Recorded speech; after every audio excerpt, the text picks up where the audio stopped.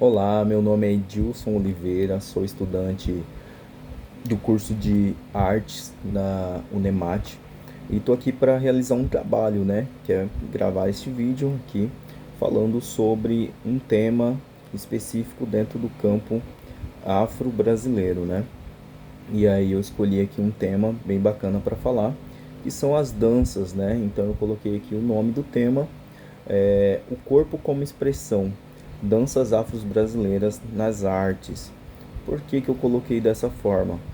Porque eu acredito fielmente, né, no quanto a cultura africana ela alimentou o que hoje nós temos aqui, né, dentro do Brasil, culturalmente falando, né, em diversos contextos.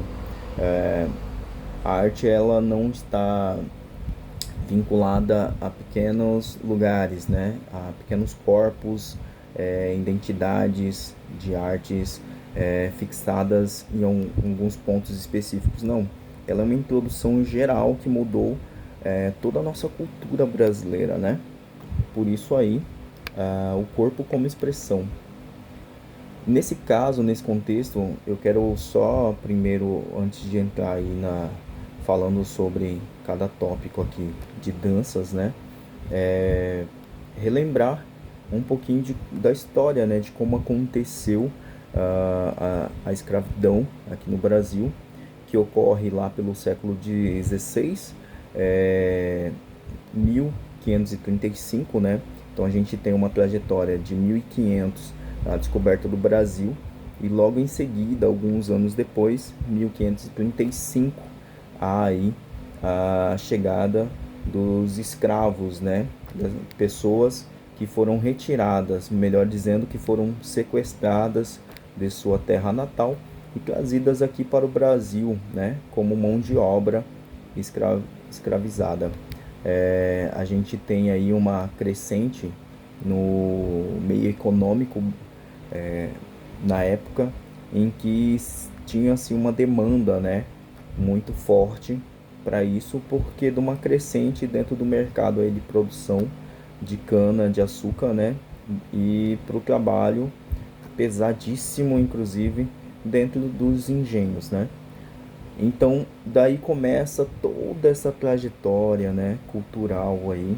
E eu falo começa aí porque, apesar de ter vindo de lá para cá sequestrados e tudo mais, uma pessoa em si ela não é prisioneira dentro de si.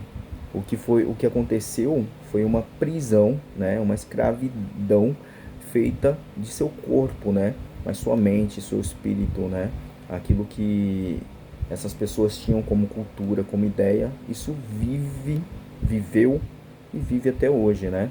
Tanto que essa é a explicação, acho que mais básica, mais lógica, que para mim faz muito sentido em relação ao porquê que o Brasil ele é o que ele é hoje, né? Justamente porque essas pessoas são sinônimos de resistência, não desistiram desde o início e hoje nós temos toda essa cultura do jeito que vivemos hoje, né? Riquíssima de grandes coisas aí.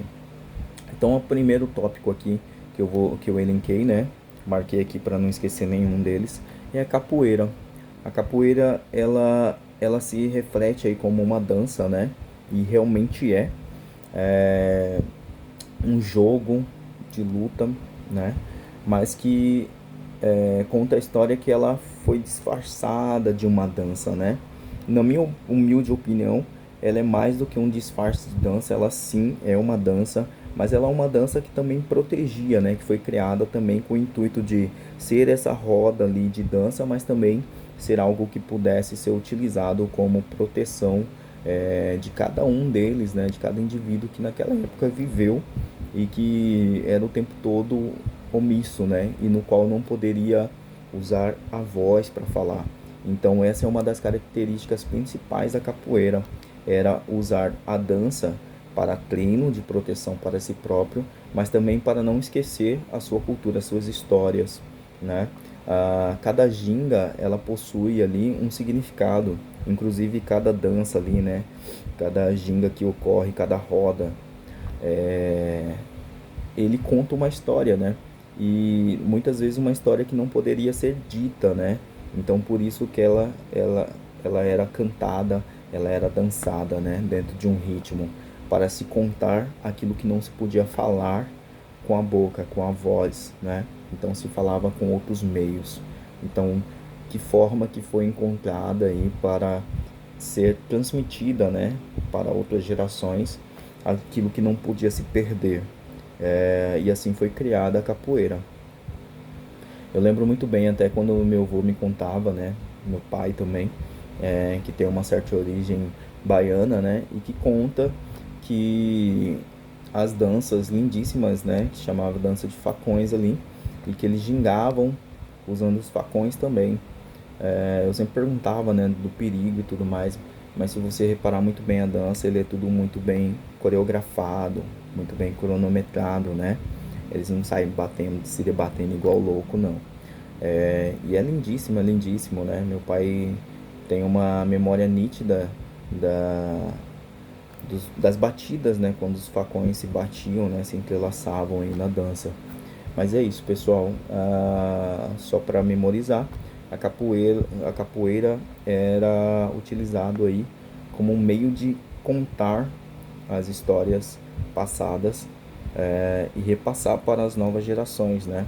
Era uma comunicação no qual a omissão da época não permitiam a reunião de negros, né? Ali, então foi um meio que se encontrou para que essa comunicação fosse efetiva, né? O samba, o samba aí que é super enraizado hoje na nossa cultura brasileira, tem raiz diretamente africana, né? E eu já vou aqui adiantar o jongo, o maracatu, por quê? Porque eles são batidas, né? Inclusive a capoeira, a gente tem uma batida nítida que sempre se relaciona, né? O ritmo, né? O ritmo africano, aquela batucada. E isso é o que molda toda a nossa cultura hoje, né? O jongo, por exemplo, ele é conhecido como o pai, né? O pai do samba, porque ele vem anteriormente ao samba e é ele que modula o samba que a gente tem hoje, né? É, riquíssimo em ritmo, né? E que se tornou uma grande referência nossa para o mundo. O maracatu, que envolve não só dança, mas ritmo, e assim como a capoeira, né? Cada dança, cada musicalidade ali envolvente tem um significado, conta uma história, né? Conta uma trajetória daquilo que ocorreu no passado. E ele é riquíssimo aí dentro do cenário também, né? Figurino, né? Figurino muito colorido, né? Trazendo aquela qualidade da cultura africana em relação às cores, o quão rico é a cultura em relação às cores, né? E que hoje também moldaram a nossa cultura aqui.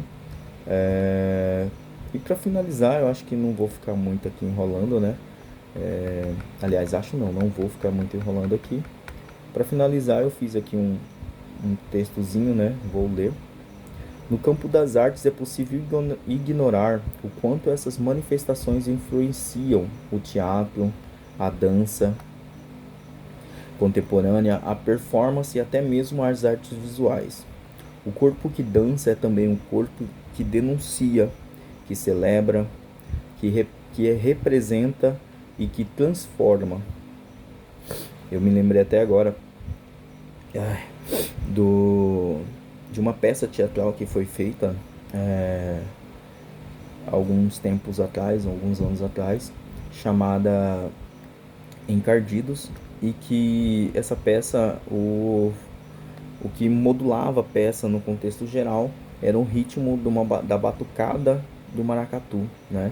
Que trazia esse empoderamento em relação ao que a gente queria transmitir, que, que eram duas pessoas negras que dançavam ali. Olha só o quão rico é isso, ó.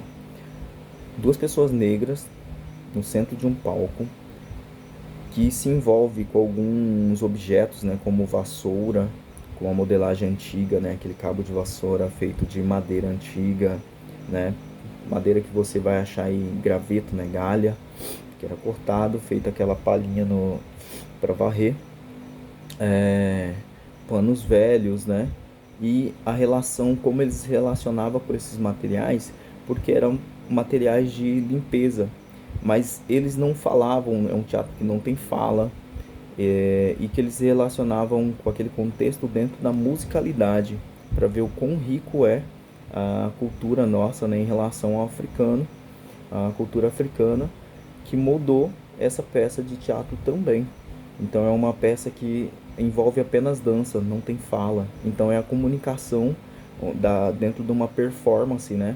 Igualmente a capoeira, como foi dito aqui, que não se podia usar a voz, né, a fala, não se podia se manifestar dessa forma. Então, de que outras formas se podia manifestar? Usando o nosso próprio corpo, né? Então, na época, era isso que foi usado e ainda hoje isso reflete muito, né? Muitas vezes a voz não é capaz de falar aquilo que o nosso corpo pode dizer, né? As ações do nosso corpo. E eu gostaria de finalizar dessa forma, né? O quão riquíssimo é a nossa cultura. Que a arte continue sendo esse espaço de escuta, de fala e de, principalmente, movimento.